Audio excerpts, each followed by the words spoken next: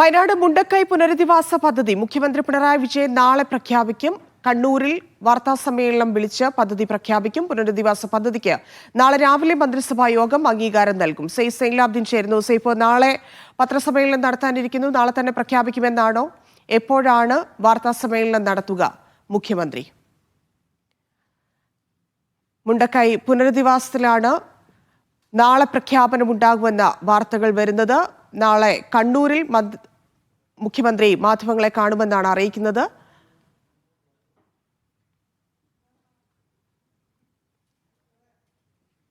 പുനരധിവാസ പദ്ധതിക്ക് നാളെ രാവിലെ മന്ത്രിസഭാ യോഗം അംഗീകാരം നൽകുമെന്ന വിവരങ്ങൾ വരുന്നു. സൈലാബ്ദീൻ ചേരുന്നുണ്ട്.